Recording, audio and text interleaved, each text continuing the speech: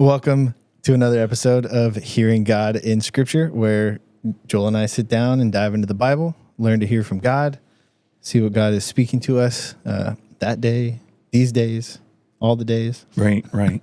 What's relevant in our lives, and hope to help you guys do the same. Right.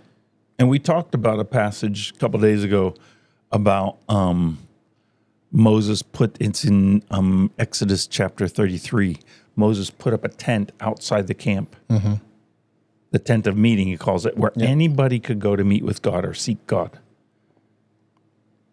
I never, ever hear anybody going, although they could. Maybe they do, but Moses there all the time and everybody watches him, which is good. I guess that's good. And Joshua stays in there.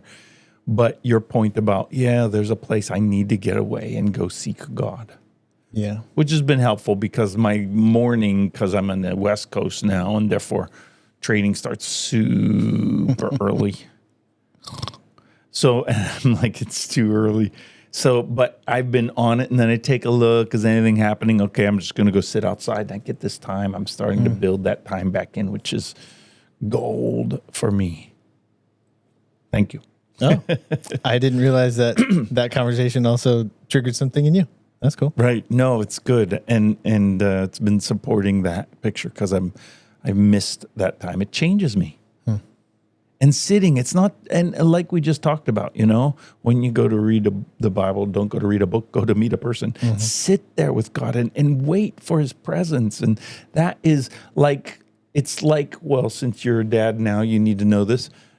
Quality time is something that happens by accident when you spend quantity time. Yes. Yeah. Makes sense. You say, no, I only have 5 minutes, so we're going to make it quality time. Yeah. Good luck with that. Yeah. You have to make time on a grand scale. Right. So that those small moments happen. And you hear a lot of people, speaking of, being a parent, right? You hear a lot of people talk about the really impactful moments from a child's perspective or a parent's perspective. And it's usually on the way to the store or right in the store or after something didn't go right or, all those little moments that are easy to miss and we don't really think about from a standpoint of setting them apart, but they end up being set apart. Right. And so you need a set apart time for God, which is what we're kind of talking about.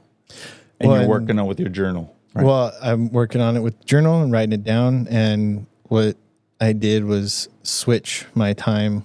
I was like, okay, I don't want to get up earlier, but I need to, because I need to dedicate the time and not have it in, I would say, a more convenient time. Right. I think that was reading it before I went to bed was becoming more convenient. But there's a lot more distractions than, aren't there? No, actually. Oh, no? Thankfully, no. Because all the distractions have, gone to bed. Like the kid. Hello, my little distraction. But the best distraction. Right. But it's actually been fun because the alarm will go off, and when it's just to go work out, I'll be like, I need some more sleep. Or, I'll hit snooze. And I've actually been waking up and praying. Oh, yeah. So it was like the initial reaction, which I didn't actually plan on, but it was cool. It was just kind of waking up and I don't want to get up. Okay, Lord, I'm here to meet you. I need to get up. And then the conversation starts. Right. And it's only been 3 days, but it's been great. Good. And you're tasting. Now you have to hear God. You have to wait for him and say, God, I'm here. I'm talking. Don't let me just read. Don't let me just be in my head. Let me listen.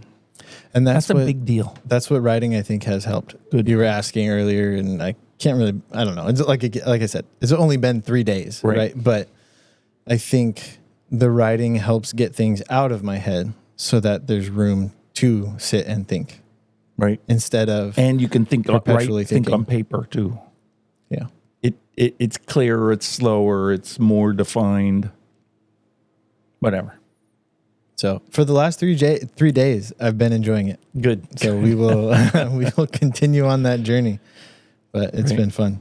All right, read this verse then. So the one verse or the one part of that verse that struck you, that's what you start with. So I'm in John 9. And By the way, we are doing his passage today. So yes.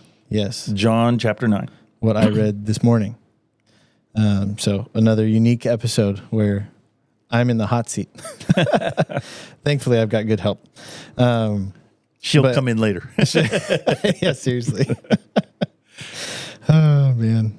Anyways, so John 9, verse 18 is what stood out to me today.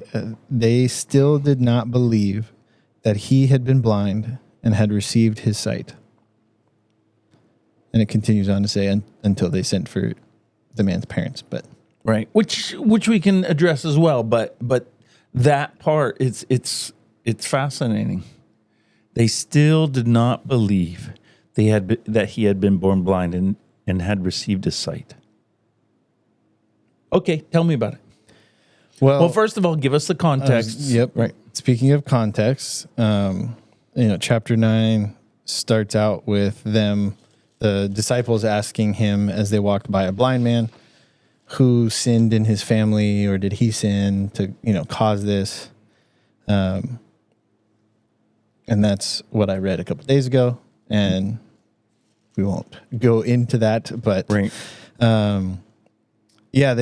Jesus was explaining that as long, he said, these things happen so that the works of God might be displayed. And then goes to the man and tells him, that was the other one that stood out. But again, not touching on that, just building context. And he goes and doesn't say really anything, but makes saliva and puts it on the man's eyes, and then just says, go and wash in the pool of Siloam, which means sent.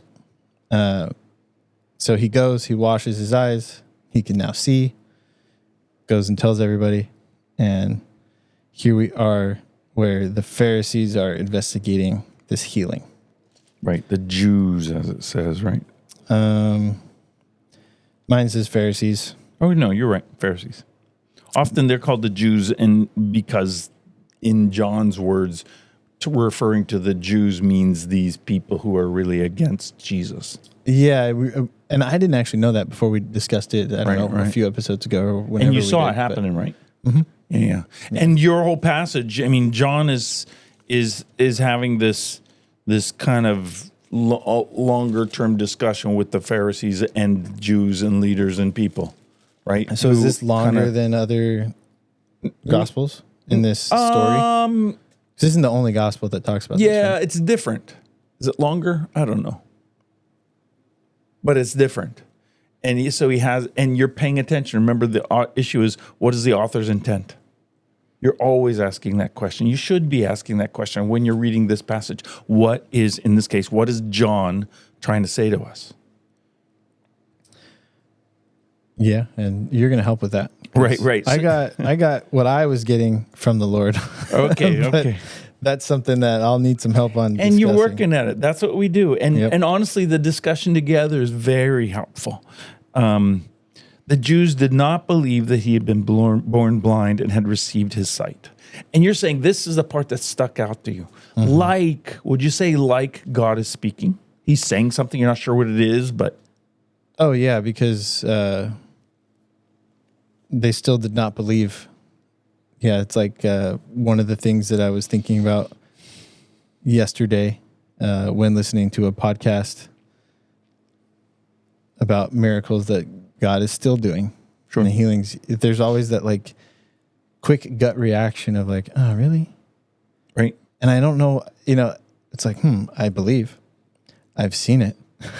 Why is that little, I'll call it a twitch, right?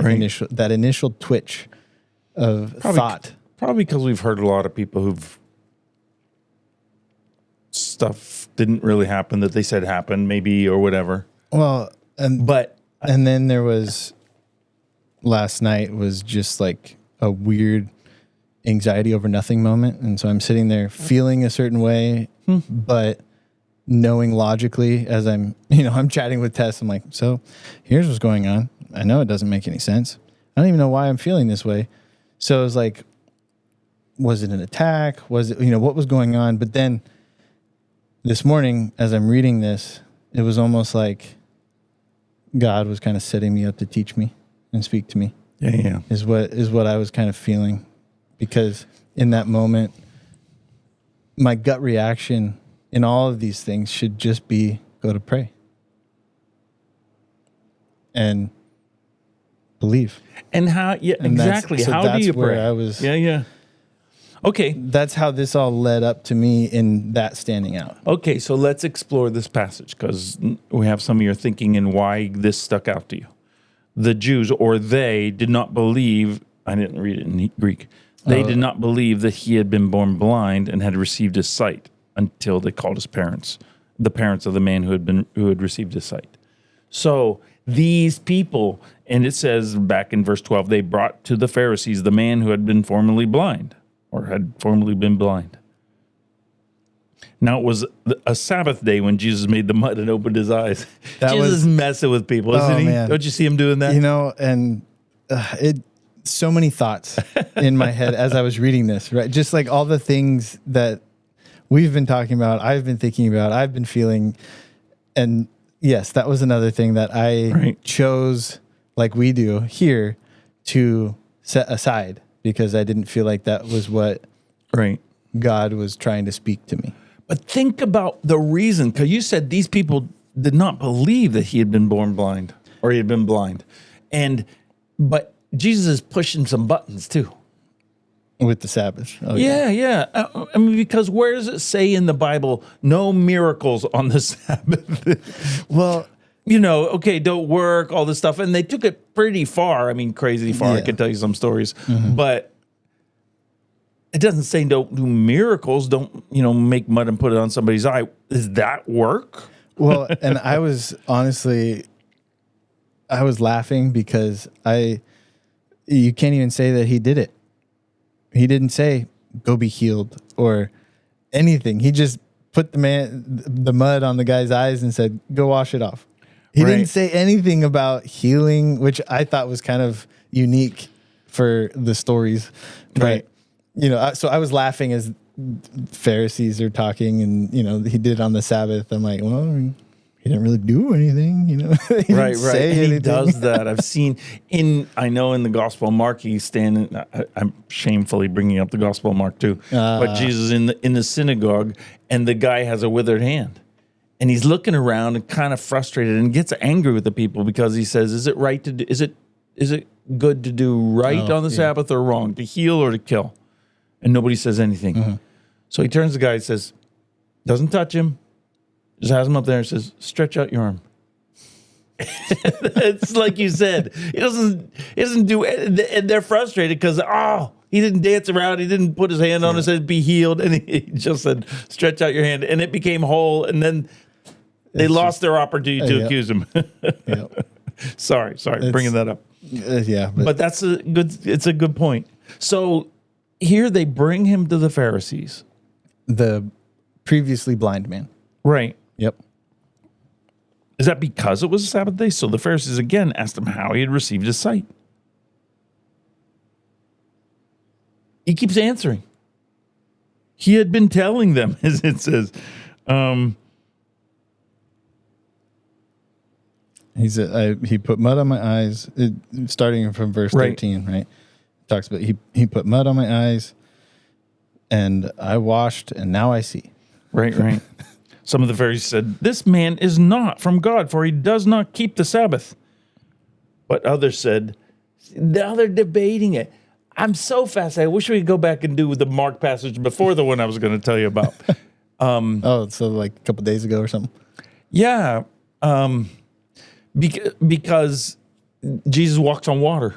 Mm-hmm. And they're amazed. And he says they were amazed because their hearts were hard and they did not understand the miracle of making 5 loaves and 2 fish to feed the whole crowd. They didn't understand it. Their hearts were hard. I'm fascinated because I think it has something to do with this. Although, again, we're talking about two different books. But we're watching people who are much worse than the apostles or disciples. They're refusing to believe. Or they're really not believing, refusing or not. They're really not believing. When it says in 16, when it says this man is not from God, they're referring to Jesus, right? Right? Yeah. Because that some people said, well, there's the Sabbath. So they're raising up the Sabbath and say, see, this is the Sabbath. He's breaking that thing, and they're not doing it. And Jesus saying, really? Which he challenges them on their view of the Sabbath. Now, I think Jesus would challenge us on our view of the Sabbath. Yeah. But that's way on the other side of the ball game. We're not anywhere near to those guys. We're like Opposite of the spectrum. Right. But in their case, they're saying, gee, he breaks the Sabbath, but they don't know. They didn't do careful exegesis of the Old Testament. They didn't sit there and they didn't say, wait. Are what we saying, because they took traditions and things like that. That's what we'll talk about. So, and those things are keeping these people, one of the things is keeping these people from believing that, and not even believing in Jesus, believing this guy was blind. Yeah. And what even, like I said, some of the things that led me to kind of having this stand out, it's like, this isn't the first miracle they've seen. They know Jesus. Right. You have to figure out which Jesus, which group we're talking about. So that may be true. I guess that we just who assume knows? it's the same Pharisees that are in the passage before in this passage. I don't know. and I guess, yeah, maybe that's something I could look into. Right. But, Right. yeah, I mean, he slipping away from the temple grounds is the end of 8. So, then coming in here, was it a different town? It doesn't say anything. It sounds like it's people. It sounds like no, they're in Jerusalem, but it sounds like they know, and they've heard Jesus and they've seen what he does. They've seen, there's experienced. Yet they still don't believe. I'm just not bringing politics up. Nope. But I'm just saying, what happens when we can see it with other people when you have a predisposition not to like someone. Yep. Oh, that's funny. I literally had a conversation about that at work today. Right. Not, being careful how you talk with or how you work with people so that they don't then just disagree with you every time you speak. Right. So you no longer think through things. You've got to, right. I know it. I know what we talked about last time after we turned the mics off about some group that I'm like, no, I'm trying to get over my I talked to my dean about it. I'm trying to get over my prejudice against this group. Yes. And thank you for being vague. Right. So I don't have to cut it. But yeah, I don't want to be. And I can see that it changes the way I think about people. And I'm like, no. Just be real. Also, go ahead. Well, it kind of brings in my head the kind of forgiveness is not really for the other person, it's for you, and how differently you think when you choose to forgive somebody, right? I feel like it's kind of along those lines with, it doesn't have to just be forgiveness, but when you change your mindset and your view, like you said, you think differently. And therefore, it helps you in the end. Right. And right. Yeah. And that's, see, I read in Psalm 34 today. You're jumping around a lot. I know, but it's all tying in because I'm asking the question. Really, it's hitting home because I say, they did not believe that he had been blind and had received his sight. They thought he was making it up. Something. I don't know. Because and it doesn't tell us exactly what they believe, but they're not believing that he's the one until they went and got his parents. And then they finally say, okay, that's true, but they don't go on to believe Jesus. I think I know the rest of the story. I have to look at it. See, but, I didn't jump ahead. No, So, right. Not there yet. but they're not believing. And I find that to be fascinating, to not just for those people, those deep sinners out there who don't believe. Me. Where I say, yeah, they have the evidence. They have this guy telling them. They have other people. They even then invite the parents. Yeah. Which means they're seeking evidence, but they don't believe. It's kind of like what I hear on TV. Always says, all these intellectuals say, well, I don't believe in ghosts. Nobody believes in ghosts. What are you saying? I believe in ghosts.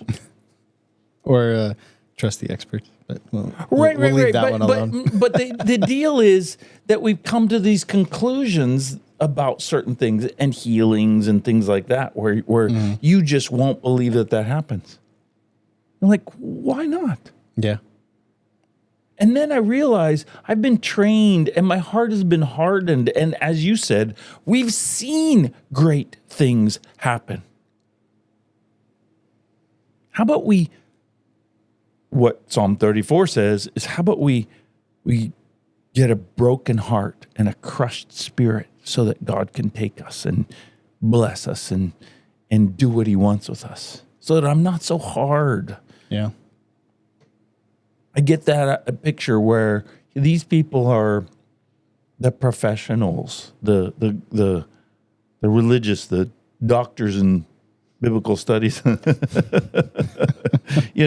Studied the Old Testament. right. and they're not believing. And that's a dangerous thing. I know I like the translation, paraphrase, whatever you're going to call it, in one sense, and I don't for biblical reasons and original text, but, I take it for what it is. But the Message version of the Bible, but there's a line in there, he says, and I use it often because it talks about, you need to not look at things with eyes closed and greedy and in doubt and just, I'm not going to believe this, but open in wonder and belief. That doesn't mean I'm not critical in the best sense of the word of that stuff, of whatever comes to me.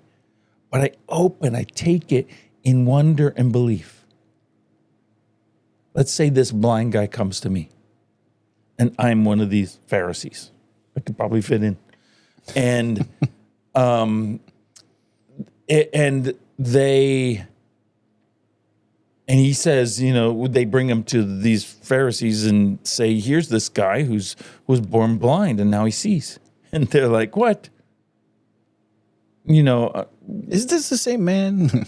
Right. And before they're saying it's the same man, he says, it's me. Now they bring him to these Pharisees and they're asking questions and they don't believe it. Yeah. He's like, what are you saying? I'm telling you. I don't know what to tell you. I was blind. Now I can see. Right. Yeah. And that's what he ends up saying later, you'll see. And they won't believe it. And there's this predisposition to not believe. Yeah. I have a neighbor who tells me a whole bunch of stories, God stories, where he's, God's done these incredible things.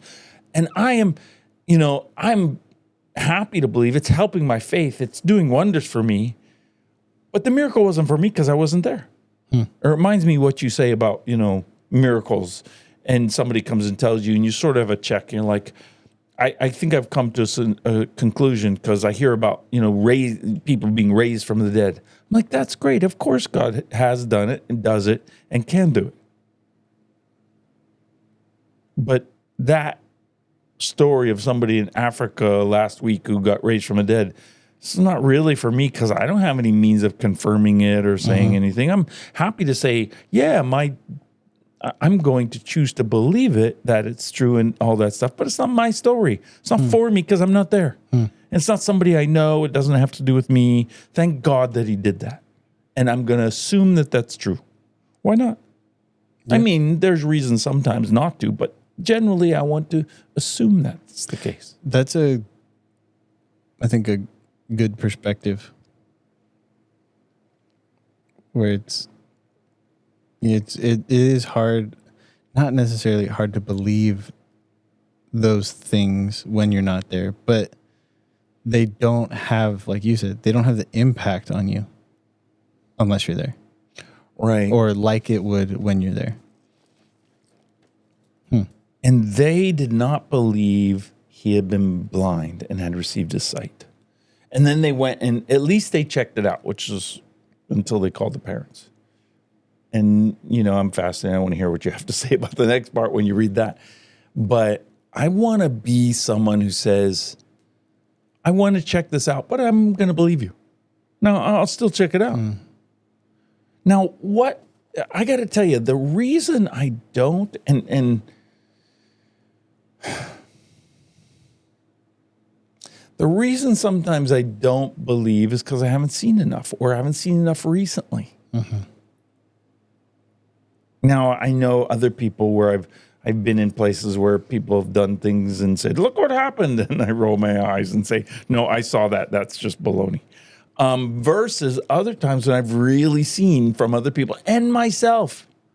I was with my wife. We were back in Virginia and went to this particular church. And it was a Sunday night thing. And this other kind of more famous healer was there, preacher healer. So he did his little message and then did some healing. We didn't know that was going to happen, but we're there. And he's doing these healings or, saying, I think somebody has this, and somebody came up and they prayed for him. And I'm like, whatever. I don't care. I can't tell anything happened, whatever. And then he had this talk with this woman who was up there and said, how's it going? And she's like, I guess maybe I feel a little better. I don't know. And he says, and somewhere in the conversation, he says, so wait, you're struggling with your husband or something like that. I don't know. I remember, but he got to the place where he says, so you have this that's wrong. And like something, I'm going to use the word sin, which he then got her to confess and repent from. And I leaned over to Beth and I said, now watch, something's going to happen right here. And it did. I'm like, that is totally scriptural. Because you didn't just say, oh, be healed, which granted, thank God that happens too. But that was a moment. And I said, now you just put all the God parts together. But I want to believe. I want to believe readily without being overly hyped. That's what I get frustrated with people. Don't overly hype stuff that maybe happened, maybe didn't. But believe and let's see God's power move, because it does move. And God does great things. That's something that I sometimes would say I struggle with, and then have the conversation with myself of why I struggle with it. When I see, for lack of better term, people being like over Christianizing or being like super Christianese, right, in their language, and I'm like, am I scarred from seeing fake people like that, right, or am I missing something? Right. And it's hard to discern it for me.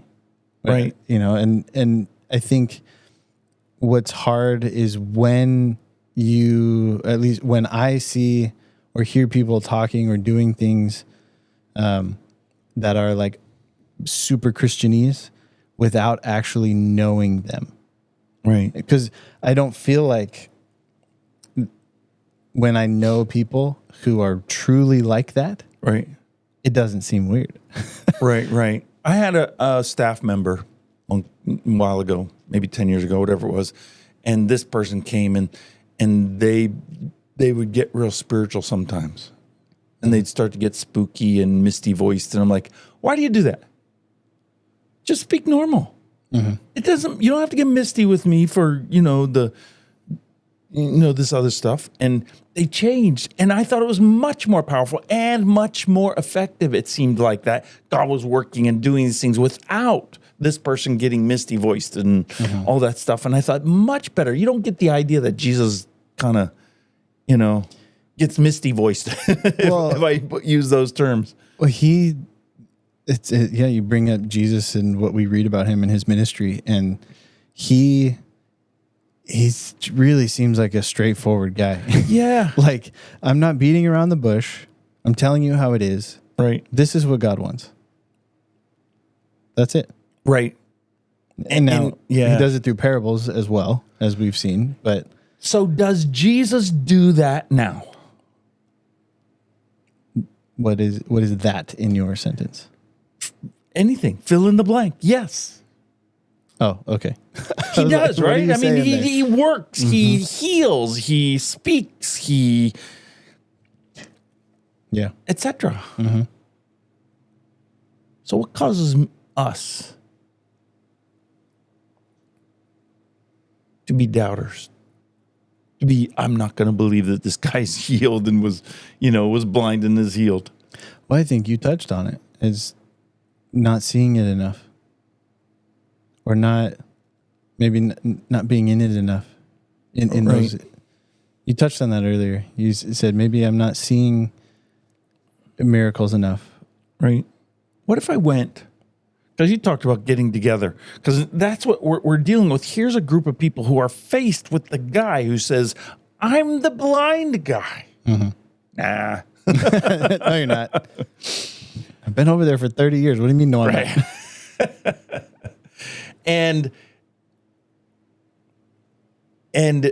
But what if I was, Nicodemus comes to mind, but what if I just said, I'm going to go and find Jesus and sit with him and talk with him? Because that's what we have the opportunity to do. And that's like your journaling. I'm going to sit with God. I'm going to write. I'm going to read. And I'm going to talk to God and let him talk back. Through the Bible, but also as he does it, I'll check it out with the Bible to make sure he's not, but listen to him and let him talk to me. Because I want to know. When you hear God speak, what does that look like? I only ask because why not? Right. What does it look like? Well, often, like if I'm reading, I heard him in Psalm 34 this morning and talking to me, and it's like he takes it and he says, "Joel, this is you." Does he say it? I don't know how that comes, but he talks to me. Let me show you the fear of the Lord. Something like that. I will teach you the fear of the Lord. And you're like, I need to hear that. So kind of, your mind is almost, things are popping into it without actually thinking. That's how I would describe it. Maybe. And connections. And sometimes it's much more vocal, and sometimes it's, it's less. Yeah. But I'm really trying to hear and not just think and not just shape and not get what I want. I know when that happens. when you're trying to get what you want. Right. Yeah. And yet I wait and pursue God. Really pursue God. What does it look like? I don't know. I like to use this phrase, God speaks your language. And I don't mean English in your case or mine. He speaks what speaks to you.